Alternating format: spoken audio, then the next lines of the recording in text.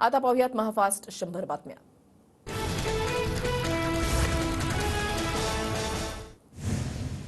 उपमुख्यमंत्री देवेंद्र फडणवीस रात्री उशिरा मुख्यमंत्री शिंदेंच्या भेटीला मंत्री संजय शिरसाटही उपस्थित। महायुतीमधील जागा वाटपासंदर्भात 3.5 तास वर्षावर खलबतं। महायुतीचं जागा वाटप 4 ते 5 जागांवर अडलं। 2 दिवसांमध्ये जागा वाटपाचा तिढा सुटेल, फडणवीसांची माहिती। येत्या 2 ते 3 दिवसांमध्ये जागा वाटपाचा तिढा सुटणार। नाशिक साताऱ्याच्या जागेवर 2 ते 3 दिवसांमध्ये निर्णय होणार, मंत्री गिरीश महाजनांची माहिती। लोकसभेच्या 16 जागा आम्ही लढणार, जागा वाढू शकतात पण कमी होणार नाहीत, शिंदे गटाचे नेते संजय शिरसाट यांची माहिती। बारामती लोकसभेमध्ये पवार कुटुंबातच लढत होणार। शरद पवार गटाकडून सुप्रिया सुळेंना तर अजित पवार गटाकडून सुनेत्रा पवारांना बारामती लोकसभेची उमेदवारी जाहीर। शरद पवार गटाकडून लोकसभेसाठी 5 उमेदवार जाहीर। वर्ध्यातून अमर काळे, बारामतीमधून सुप्रिया सुळे, शिरूरमधून अमोल कोल्हे, नगरमधून निलेश लंके तर दिंडोरीमधून भास्कर भगरे निवडणुकीच्या रिंगणात। अजित पवार गटाकडून 4 जागांबाबत घोषणा। बारामतीमधून सुनेत्रा पवार, रायगडमधून सुनील तटकरे, आढळराव पाटील, शिरूरमधून तर परभणीमधून महादेव जानकर राष्ट्रवादीच्या कोट्यातून लढणार। येत्या 2 दिवसांमध्ये नाशिकच्या जागेवर निर्णय होणार। नाशिकच्या जागेबाबत आम्ही वेट अँड वॉचवर, सुनील तटकरेंची माहिती। तर महायुतीने सांगितल्यास निवडणूक लढवणार, छगन भुजबळांचं वक्तव्य। मला कल्पना नसताना दिल्लीतूनच माझ्या नावाचा प्रस्ताव आला। नाशिकच्या जागेसाठी शिंदेगड भाजपा आग्रही असताना भुजबळांचा गौप्यस्फोट। लोकसभेमध्ये ज्यांना पाडायचं त्यांना पाडा, अपक्ष उमेदवार देणार नाही, कुणालाही पाठिंबा देणार नाही, मनोज जरांगे पाटलांची स्पष्ट भूमिका। मनसेसोबत आमच्या बैठका झाल्या, मात्र युतीचा अद्याप निर्णय नाही, भाजप मनसे युतीवर फडणवीसांची प्रतिक्रिया। अंबादास दानवेंशी आमचा कुठलाही संपर्क नाही, दानवेंच्या प्रवेशाची आमच्याकडे कुठलीही चर्चा नाही, उपमुख्यमंत्री देवेंद्र फडणवीसांची माहिती। माझ्या भाजप पक्षप्रवेशाच्या बातम्या खोट्या, भाजप दलालांकडून खोट्या बातम्या देण्याचं काम, चंद्रकांत खैरे आणि माझ्यामध्ये कोणतेही मतभेद नाहीत, अंबादास दानवेंची स्पष्ट भूमिका। नाशिकच्या जागेवर अद्याप महायुतीकडून उमेदवार निश्चित झाला नसताना शिंदे गटाचे खासदार हेमंत गोडसेंकडून काळाराम मंदिरामध्ये दर्शन घेऊन प्रचाराला सुरुवात, उमेदवारी सेनेलाच मिळेल, गोडसेंना विश्वास। मुंबईच्या इस्लाम जिमखान्यामध्ये शरद पवार गटाकडून इफ्तार पार्टीचं आयोजन, कार्यक्रमाला पवारांसह जयंत पाटील, राखी जाधव, अरविंद सावंत, सचिन अहिर यांची उपस्थिती। आपल्या देशामध्ये हुकुमशाहीची स्थिती निर्माण व्हायला नको, सरकारला देशातील संविधानामध्ये बदल करायचा आहे, इफ्तार पार्टीच्या कार्यक्रमातून शरद पवारांचा मोदी सरकारवर निशाणा। राहुल गांधी स्वातंत्र्यवीर सावरकर चित्रपट पाहणार असतील तर पूर्ण थिएटर बुक करण्याची माझी तयारी, उपमुख्यमंत्री फडणवीसांचं वक्तव्य। इंडिया आघाडीचा आज दिल्लीमधल्या रामलीला मैदानामध्ये एल्गार, महारॅलीमध्ये शरद पवार, उद्धव ठाकरे हुंकार भरणार, हुकुमशाही हटाव, लोकशाही वाचवा रॅलीचा नारा। भाजपच्या स्टार प्रचारकांच्या यादीमध्ये लोकप्रतिनिधींची नावं जाहीर करणं हे आचारसंहितेचं उल्लंघन, राष्ट्रवादी शरद पवार गटाकडून शिंदे आणि भाजपविरोधात निवडणूक आयोगामध्ये तक्रार दाखल। ठाकरे गटाचे नेते दिलीप माने यांचा आज काँग्रेसमध्ये प्रवेश, मुंबईतील टिळक भवनामध्ये काँग्रेस प्रदेशाध्यक्ष नाना पटोले यांच्या हस्ते माने यांचा पक्षप्रवेश होणार। प्रकाश आंबेडकरांचे बंधू आनंदराज आंबेडकर अमरावतीमधून निवडणुकीच्या रिंगणामध्ये उतरणार, 2 एप्रिलला उमेदवारी अर्ज दाखल करणार।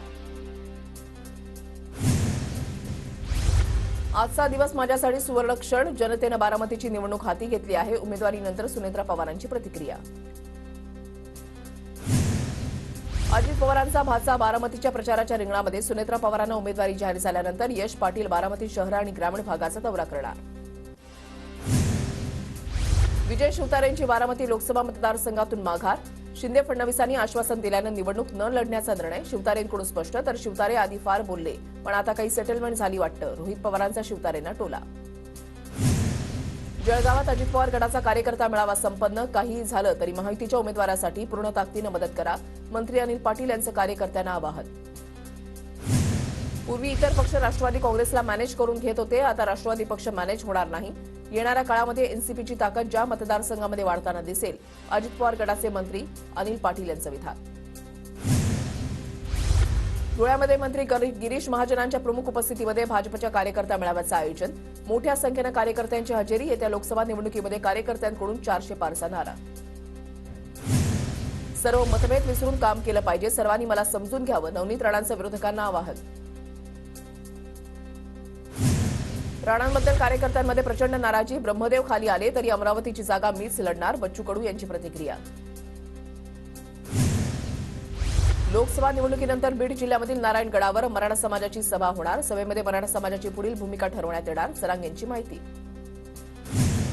ठाण्यात राजस्थान स्थापना दिनानिमित्त अमृत महोत्सव संपन्न. कार्यक्रमात मुख्यमंत्री शिंदेसह माजी खासदार संजीव नाईकांची हजेरी. संजीव नाईक भाजपकडून ठाणे लोकसभेसाठी इच्छुक. यवतमाळ जिल्ह्यामधील महाविकास आघाडी नेत्यांची समन्वय बैठक संपन्न. काँग्रेस, शरद पवार गट, ठाकरे गटाचे जिल्ह्यातील सर्व प्रमुख नेते उपस्थित. संजय देशमुख यांच्या प्रचार यंत्रणेवर बैठकीमध्ये चर्चा. चिखलदऱ्यामधील एसटी कोऑपरेटिव्ह बँकेच्या बैठकीमध्ये गोंधळ. शिवसेना आणि गुणरत्न सदावर्ते पॅनलच्या संचालकांमध्ये बाचाबाची. Video viral.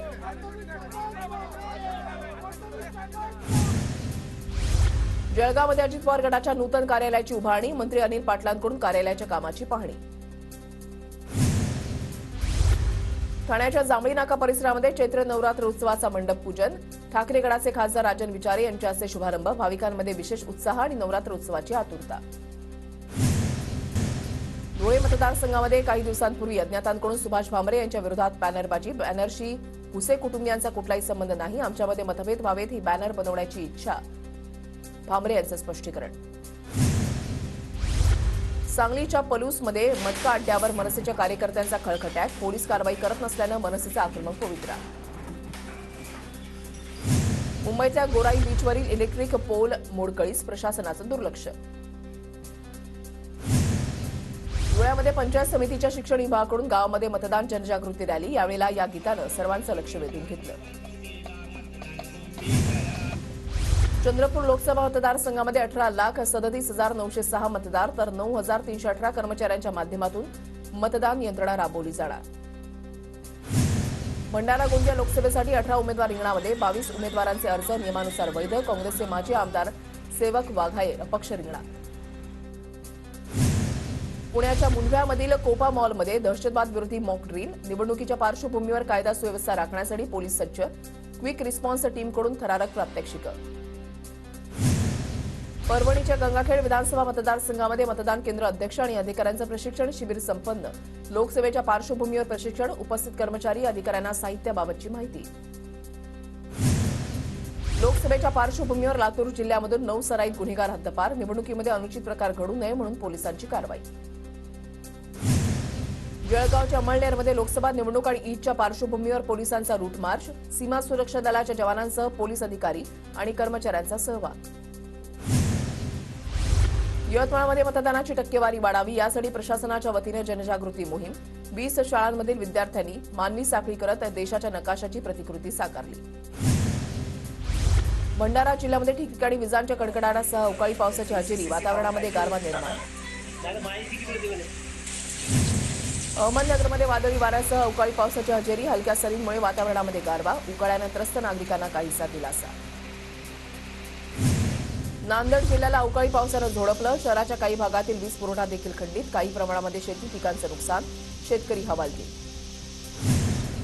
परभणी शहरासह जिल्ह्यामध्ये अनेक भागामध्ये अवकाळी पाऊस. काढणीला आलेला गहू आणि ज्वारी पिकांना अवकाळीचा फटका. सांगलीच्या खानापूर परिसरामध्ये मुसळधार पावसाची हजेरी. परिसरातील अनेक झाडं मोडून पडली. शेतमालावर परिणाम.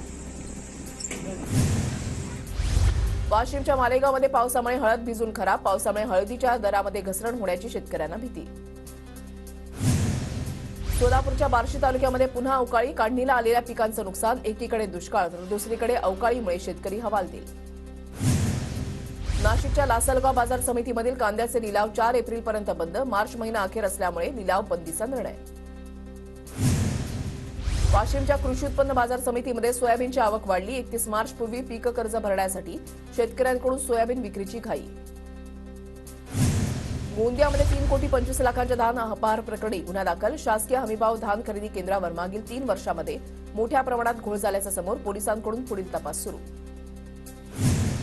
धुळ्याच्या लक्ष्मीनगरमधील घरफोडीचा यशस्वी तपास. 4.5 लाख रुपयांचे दागिने परभणीमधून हस्तगत. देवपूर पोलिसांची कामगिरी. ठाण्यामधल्या ज्वेलर्स दुकानामधून 1 कोटींचे दागिने घेऊन पसार झालेल्या कर्मचाऱ्याला अटक. 26 हार, 21 कर्णफूल, 3 चेन असा 62,10,000चा मुद्देमाल जप्त. नौपाडा पोलिसांची कारवाई. भिवंडीच्या ओवळी ग्रामपंचायत हद्दीमधील भंगारच्या गोदामाला भीषण आग. 15 ते 20 भंगार गोदाम जळून खाक.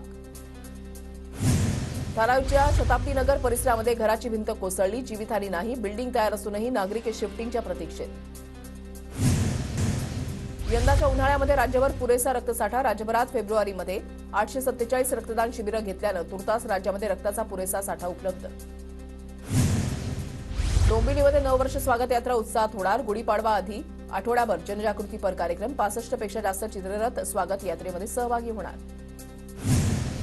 पंतप्रधान नरेंद्र मोदी उद्या मुंबई दौऱ्यावर. आरबीआयच्या 90व्या वर्धापन दिनानिमित्त आयोजित विशेष कार्यक्रमाला मोदी हजेरी लावणार. दिल्लीच्या केजरीवाल सरकारला ईडीचा मोठा झटका. गृहमंत्री कैलास गेहलोत यांना ईडीचं समन्स. दारू घोटाळ्यामधील ड्राफ्ट गेहलोत यांनी बनवल्याचा ईडीचा आरोप. न्यायव्यवस्थेची ताकद अबाधित आहे. जे स्वतःला कायद्याच्या वर समजत होते आता कायदा त्यांच्या मागे लागला आहे. दिल्लीचे मुख्यमंत्री अरविंद केजरीवाल यांच्याबाबत उपराष्ट्रपती जगदीप धनखड यांचं वक्तव्य.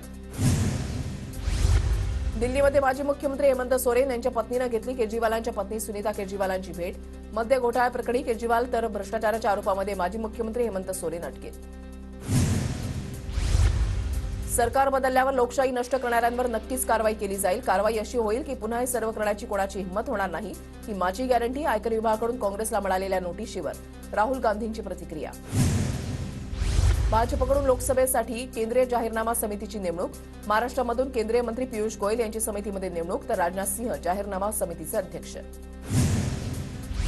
4 दिग्गजांना मरणोत्तर भारतरत्न प्रदान. माजी पंतप्रधान चौधरी चरण सिंह, पीव्ही नरसिंह राव, कृषी शास्त्रज्ञ डॉक्टर एम.एस. स्वामीनाथन, बिहारचे माजी मुख्यमंत्री कर्पूरी ठाकूर यांना मरणोत्तर भारतरत्न. कुटुंबियांनी स्वीकारला सन्मान. युसुफ पठाण यांनी लावलेल्या बॅनर्सवर 2011च्या विश्वचषक विजेत्या संघाचा फोटो. काँग्रेसच्या तक्रारीनंतर निवडणूक आयोगानं युसुफ पठाण यांना बॅनर्स काढण्याचे आदेश. युसुफ पठाण पश्चिम बंगालमधील तृणमूल काँग्रेसचे लोकसभेचे उमेदवार. निवडणूक आयोगाच्या सी व्हिजिल ॲपवर 19,000हून अधिक तक्रारी. आतापर्यंत प्राप्त झालेल्या तक्रारींपैकी 99% तक्रारींचं निराकरण. बेकायदेशीर होर्डिंग्स आणि बॅनर्स विरोधात 58,500हून अधिक तक्रारी.